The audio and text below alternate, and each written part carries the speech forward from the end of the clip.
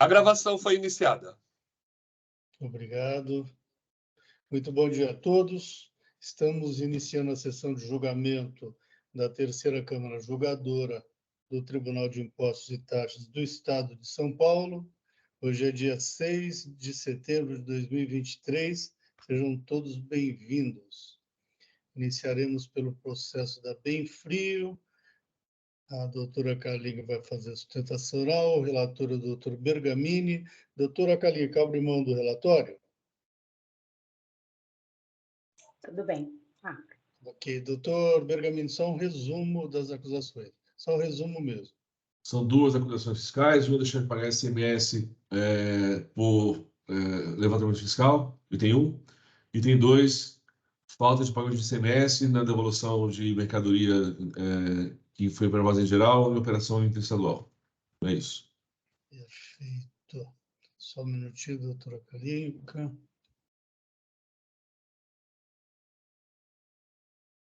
Doutora Carlinga, eu já vou fazer uma coisa aqui.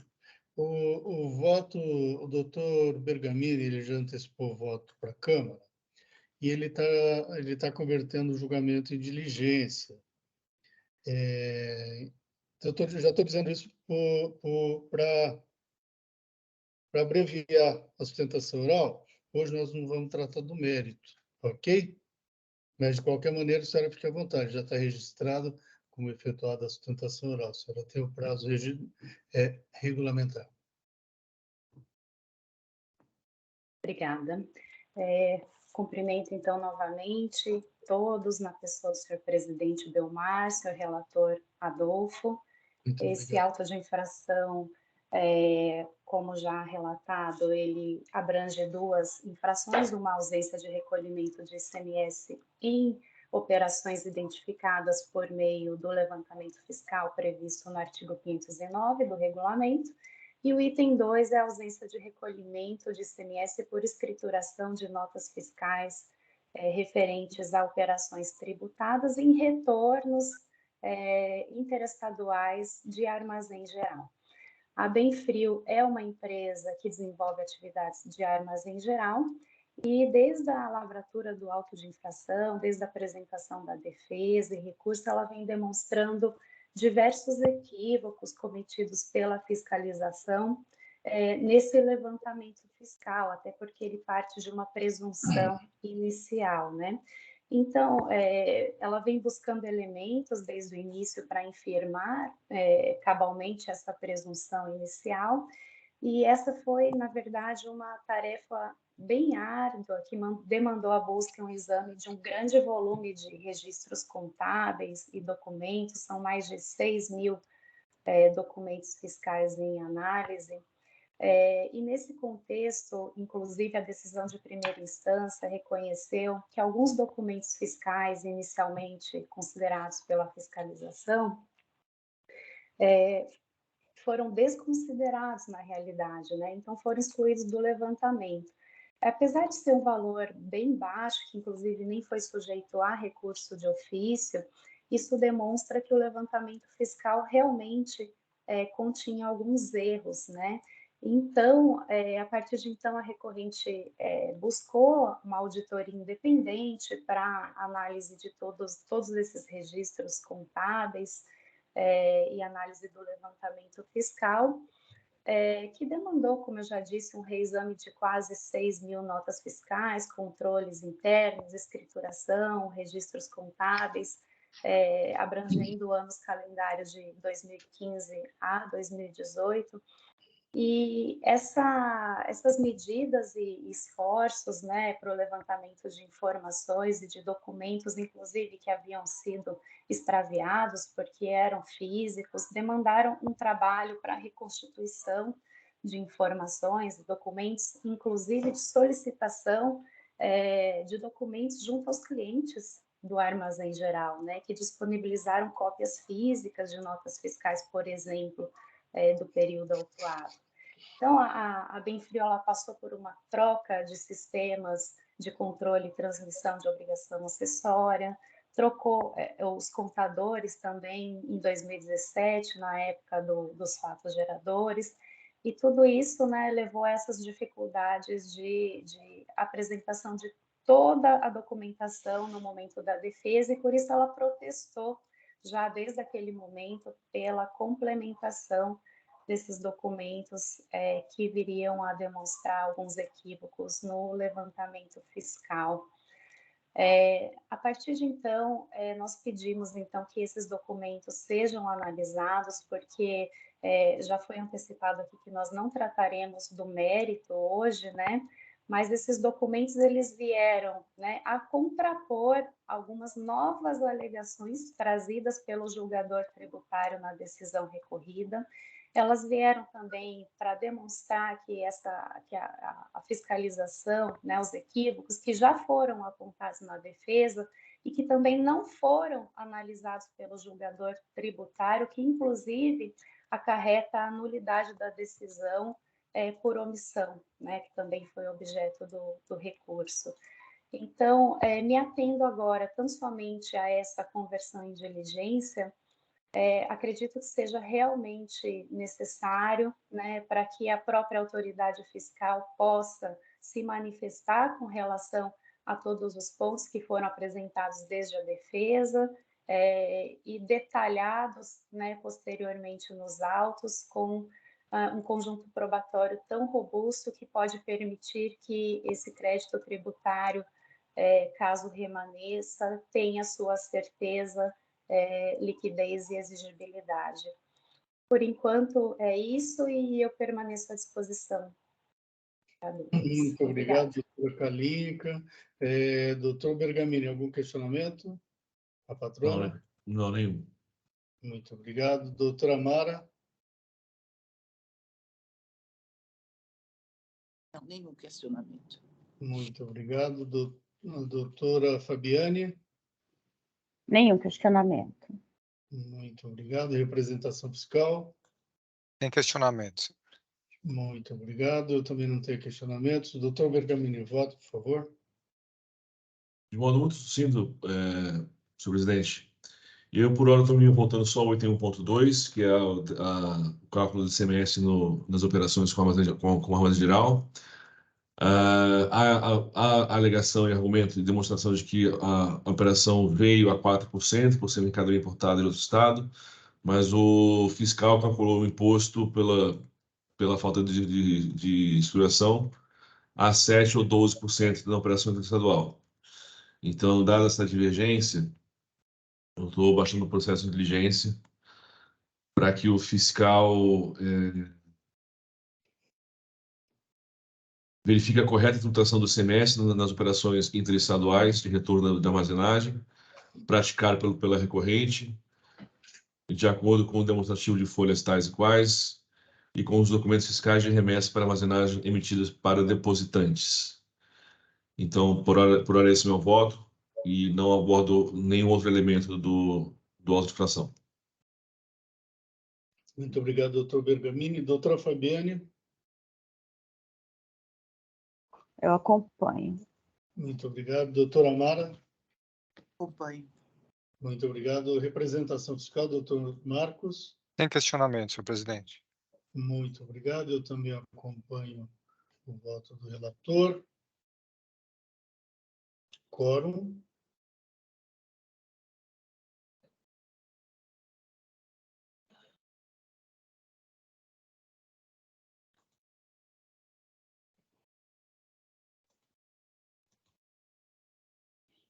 Em votação.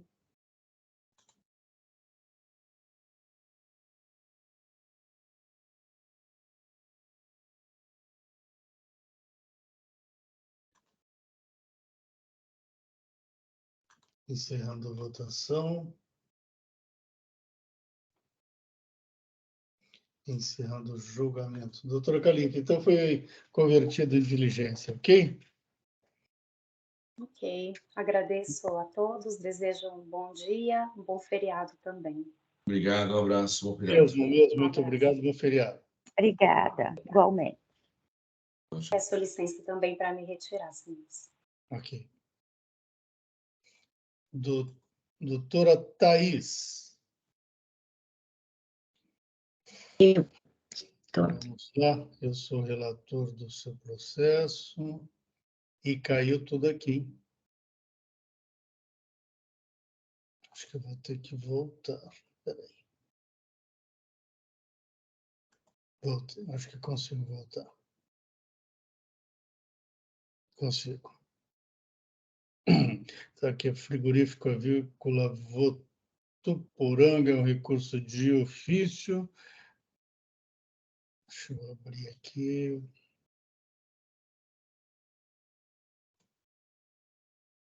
Aqui a única acusação é a falta de pagamento do imposto, previsão de notas fiscais eletrônicas, referentes a operações tributadas como isentas. Doutora Thais, eu lhe faculto a sustentação oral, mas eu já adianto que eu estou votando pela anulação da decisão ACOA. De qualquer maneira, fique à vontade, por favor. Perfeito. Bom dia a todos, ilustríssimos oradores, representação fiscal. A acusação que envolve operações de vendas de insumos agropecuários, mais especificamente subprodutos do abate. Nessas operações foi aplicada a isenção do artigo 41, inciso 8º do anexo 1 do regulamento do ICMS. No entender da fiscalização, a recorrida não teria garantido que seus adquirentes tenham dado a destinação específica exigida pela legislação. A legislação exige que, para a aplicação dessa isenção, os subprodutos comercializados devem ser destinados à alimentação animal ou ao emprego na composição da ração animal, e essa ração animal tem que ter destinação exclusiva ao uso na pecuária, apicultura, entre outros. As operações que envolveram a autuação aqui em discussão são de setembro de 2017 a maio de 2019 com a empresa Agrofem. Após a apresentação da impugnação, o processo foi 2 vezes convertido em diligência para que pudesse ser comprovada, para que a representação fiscal verificasse a questão da necessidade de comprovação que foi dada a destinação diversa para essas mercadorias e para que fossem esclarecidos os outros autos de infração existentes envolvendo os mesmos períodos e a mesma operação. E foi exatamente nesse contexto da existência de outros autos de infração que a autuação foi julgada improcedente pela DTJ. E restou reconhecido que o AEM lavrado contra a própria Agrofamily, então já existia um auto de infração lavrado contra o destinatário da mercadoria, que envolvia as mesmas operações em discussão no presente auto de infração. Sendo assim, é por esse motivo que a gente vai manter a nossa defesa somente em relação a esse reconhecimento da nulidade, sem adentrar ao mérito do processo, que a própria decisão de primeira instância não adentrou ao mérito. Então, como adiantado, foi lavrado um auto de infração em face da empresa destinatária desses subprodutos por falta de pagamento do ICMS envolvendo as mesmas operações de setembro de 2017 a maio de 2019. A autoridade autuante considerou, então, que teria a Agrofamily adquirido os produtos da recorrida, beneficiados com a isenção do artigo 41, e entendeu, consequentemente, por promover a autuação da recorrida e da destinatária pelas mesmas saídas. E conforme a manifestação fiscal de folhas 6936 e 6941, foi exatamente o que o Fisco Paulista fez, pois foi a mesma operação que foi glosada em face tanto da recorrida quanto da destinatária. O auto de infração é o de número 440.451. Basicamente, quando a representação fiscal decidiu autuar a Agrofamily por meio desse auto de infração, se renunciou a qualquer possibilidade de glosar as mesmas operações do mesmo ciclo produtivo por ofensa ao próprio princípio da não cumulatividade.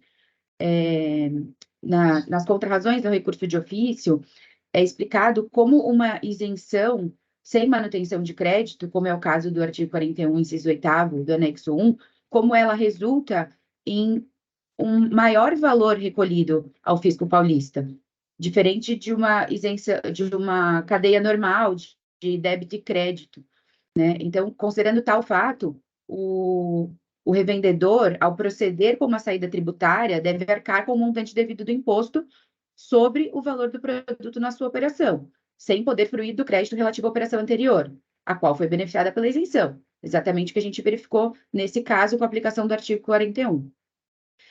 A opção do fisco de não responsabilizar a recorrida de forma solidária foi reconhecido pela própria DTJ que não lhe facultaria um novo lançamento em face de uma mesma operação.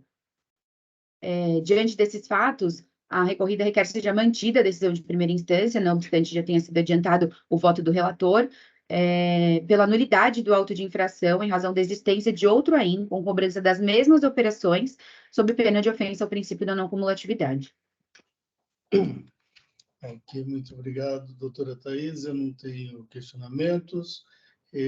Representação fiscal. Sem questionamento, senhor presidente. Te concordo também com a nulidade da decisão. Muito bem observado. Ok, muito obrigado. Doutora Fabiane. Sem questionamento. Muito obrigado. Doutora Mara. Também não. Muito obrigado. Doutor Bergamini. Nenhum questionamento. Perfeito. Doutora Thais, eu vou ser bem objetivo, para a gente não tardar muito a sessão, mas eu tô anulando a decisão por dois fundamentos. Primeiro, eu tenho impressão que, tenho impressão não, tenho certeza, que julgou o fato não versado no AIM.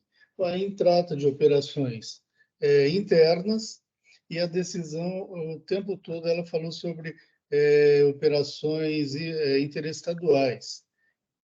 Ao meu modo, aparentemente, ela se confundiu com outro AIM, lavrado também contra o frigorífico. Ali sim você tinha uma operação interna e no item segundo, operações interestaduais. De qualquer maneira, nesse não, aqui a gente só trata de operações internas. E também porque ela inovou na fundamentação e afastou a acusação por um argumento que não foi levantado nem pela autuada e nem pela representação fiscal. Portanto, ela se fundamentou num fato incontroverso para afastar a acusação. Então, para mim, é nula. Eu já adiantei o voto para os membros da Câmara, então eu acredito que nós vamos anular também. Bom, posto isso, eu já vou encerrar debates e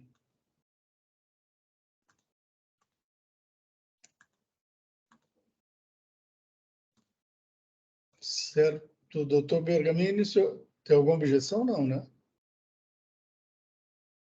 Ah, tá, perfeito. Então, vamos direto. Quórum.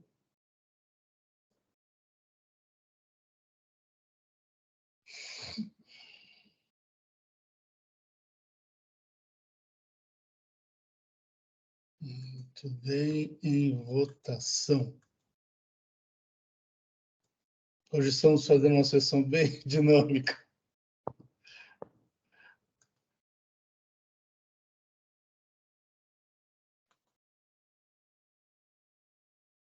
Muito bem, encerrando a votação.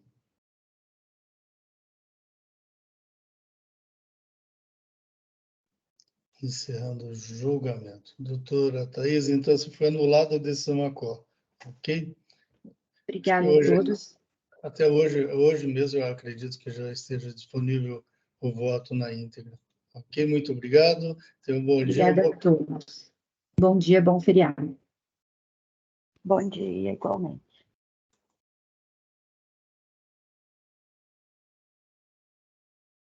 Muito bem. Pela ordem da pauta, droga RAI S.A., pedido de retificação de julgado, relator doutor Bergamini.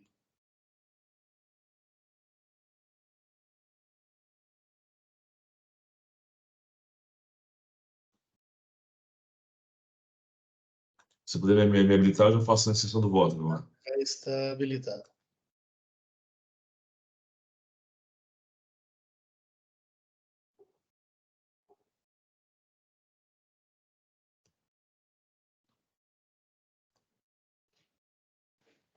Está sem microfone para mim, sem áudio. Consegue ouvir? Agora sim. Então, enquanto eu faço a transcrição aqui, eu vou fazendo os comentários, conforme vocês puderam ver no voto que eu passei ontem. Aqui, de fato, houve um erro de fato, realmente houve, porque houve uma diligência que não foi comentada na ocasião do julgamento. E eu estou conhecendo a execução do julgado, dando provimento, que de fato não teve erro de fato, mas não alterando o resultado do julgamento do ordinário. Basicamente, na diligência que foi realizada pelo fiscal, na terceira diligência feita pelo fiscal, ele faz as considerações, as apurações requisitadas, mas ao contrário do que diz o contribuinte, o fiscal ele não reconhece nada, que houve algum tipo de erro no processamento do ressarcimento da ST que gerou o auto. Então, eu estou, como eu disse, conhecendo e provendo a artigação, entretanto, sem modificar o resultado do julgamento.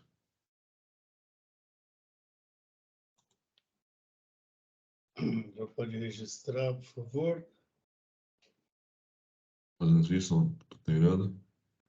Todos já tiveram acesso ao voto do doutor Bergamini.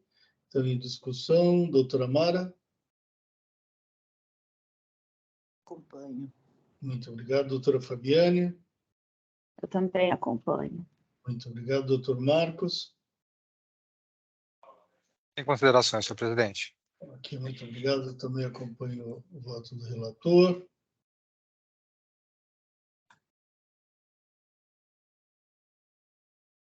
Aqui, para mim, está aparecendo não só a retificação de julgado, para ser julgado, mas está abrindo o julgamento do ordinário. É porque, às vezes, na retificação de julgado, tem a modificação do ordinário, né? No seu caso, não. Mantém o mesmo voto.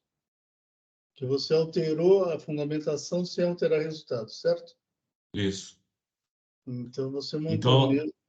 Então, parece que ordinário conhecido, ordinário, e vou colocar não provido, é isso? Repete o que você votou. Não, porque assim, aqui para mim aparece a retificação de julgado. Estou lá, conhecido integralmente e provido, a retificação. Isso. Aí aparece a aba do ordinário. Conhecido integralmente, não provido, é isso, né? Você votou, conheceu integralmente, certo? O RO. Lá atrás foi. Isso, é isso, repete. Conhecido e não provido.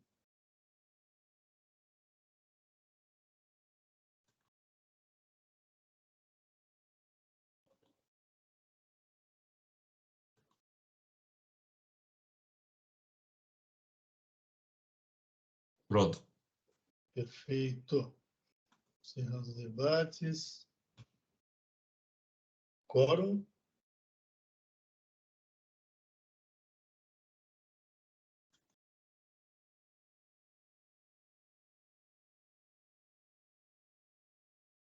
Em votação.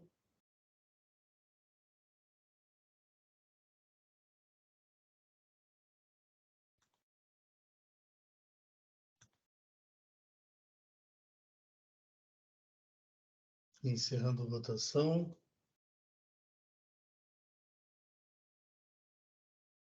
Encerrando o julgamento.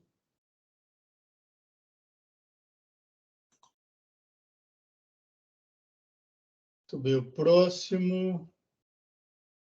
Encerrado. Doutora Mara Altamura, Comércio de Metais.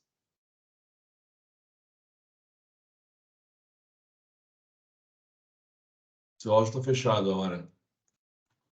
Desculpa. A infração é relativa a documento fiscal, emitiu no período de tanto a tanto notas fiscais eletrônicas relacionadas no demonstrativo tal, no valor de tanto, cujos DANFs vão também juntados ao presente, consignando declaração falsa quanto ao estabelecimento de destino. Bom, houve a interessada foi autuada porque emitiu notas fiscais consignando, então, a declaração falsa, porque, no caso, eram remessas para a sua matriz, situada no estado do Espírito Santo. O julgador de primeira instância, o julgador de primeira instância considerou a impugnação parcialmente procedente para reduzir os juros ao patamar da Selic, conforme súmula 10, e como fala, manteve o recurso, manteve a impugnação quanto ao restante. Então, eu vou direto aqui ao voto. Inicialmente, o recurso de ofício é julgado improcedente, dado tratar-se de adequação da aplicação dos juros da taxa Selic, conforme súmula 10. Já quanto ao mérito do recurso ordinário, a decisão não merece reparos, embora a recorrente alegue que houve a correção dos conhecimentos de transporte com a emissão das cartas de correção, verifica-se que a data dessa correção se deu apenas após a fiscalização, dado que as operações são de 2018, enquanto as referidas cartas de correção datam de 2022. Portanto, tais documentos não comprovam as alegações do recorrente de que as mercadorias teriam sido transportadas por veículos diferentes dos constantes das notas fiscais em referência. Tais documentos, para fazerem fé, deveriam ter sido emitidos na data das operações e não muito tempo depois, inclusive após a notificação do recorrente e início de fiscalização. Por este motivo, não encontro nos autos comprovação efetiva de que as mercadorias tenham de fato seguido para a matriz do recorrente. Assim, comprovada a autuação, dado que os trabalhos fiscais não foram firmados pelo contribuinte. Em relação à aplicação das taxas de juros sobre a multa, não se conhece da alegação, tendo em vista a súmula 13.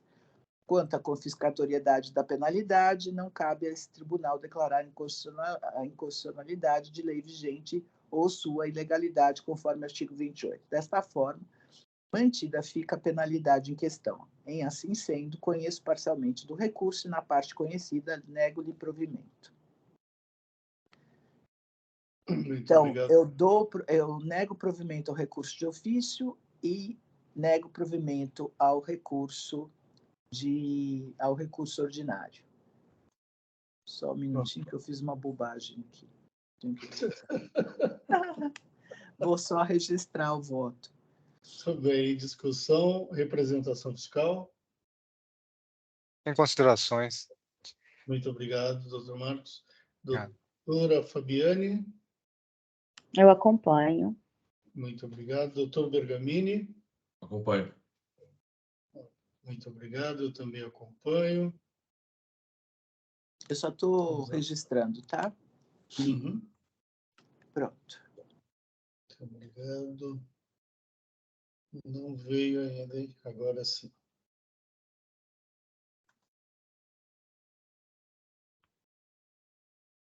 Quórum.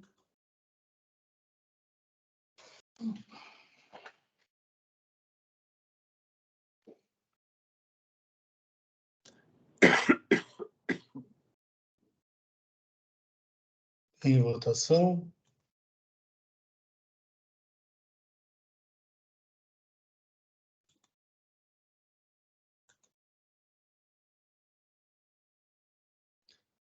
Travou aqui.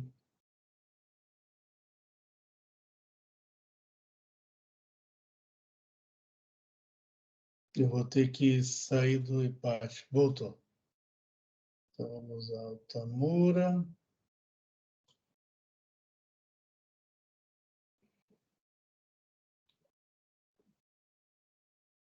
Apareceu para vocês votarem?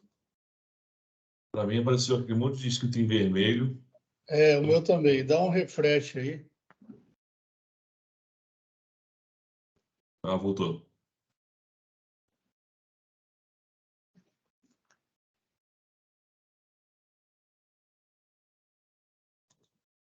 Chegou o voto.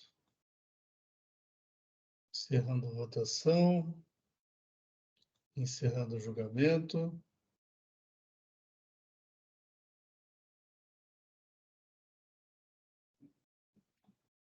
O próximo é a relatora doutora Fabiane Açucareira Virgulino. Doutora Fabiane, por favor, o voto. Sim, eu vou registrar. Uhum.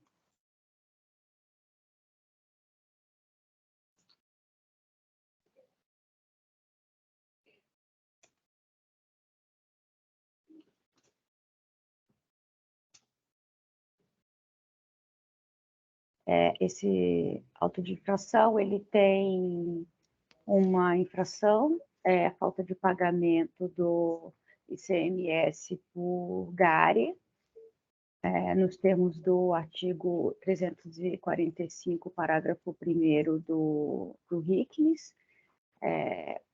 A falta de pagamento decorreu de entradas de cana-de-açúcar nos meses de março de 2019 a dezembro de 2019, quando o contribuinte estava descredenciado de um regime especial anteriormente concedido, nos termos do 345, parágrafo 3º do RICNIS, e o fisco notificou a apresentação das GARES e o contribuinte informou em resposta à notificação que os recolhimentos não foram efetuados por GARE.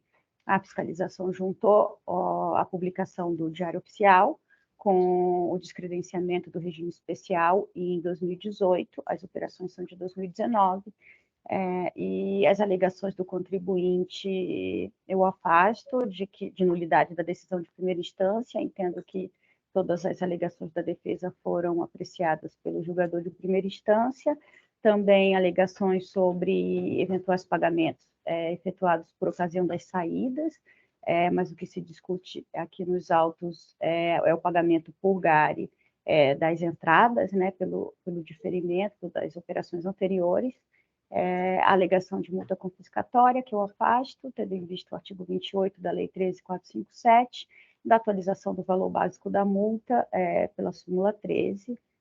Então, em resumo, meu voto é pelo não provimento do recurso ordinário. Estou acabando de registrar. Muito obrigado, doutora Fabiane. Em discussão, representação fiscal. Sem questionamento, senhor presidente. Obrigado, doutora Mara. Obrigado.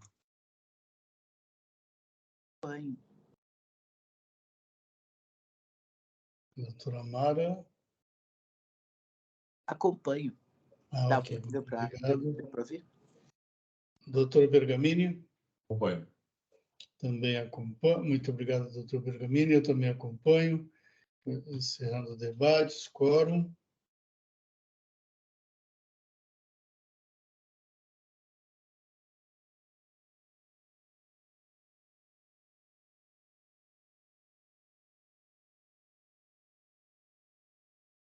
Em votação.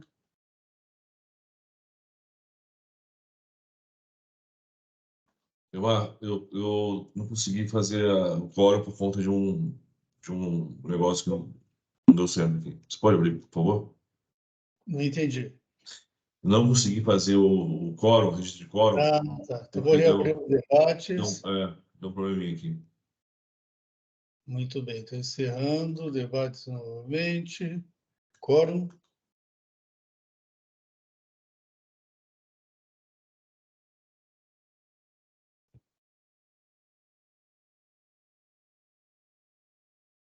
Agora foi. Em votação.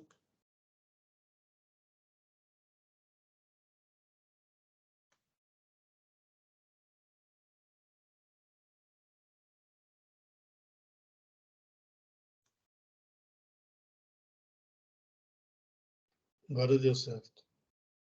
Encerrando a votação.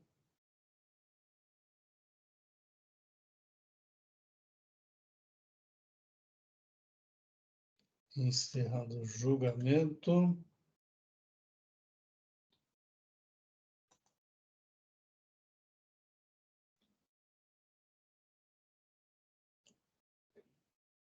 Bom, com isso, encerramos a nossa pauta de hoje. Concluímos essa pauta e estamos encerrando a sessão de julgamento da terceira Câmara Julgadora do Tribunal de Impostos e Taxas do Estado de São Paulo. Hoje é dia 6 de setembro de 2023. Muito obrigado a todos que nos acompanharam. Até uma próxima. Bom dia e bom feriado. Doutor Hélio, podemos encerrar a live.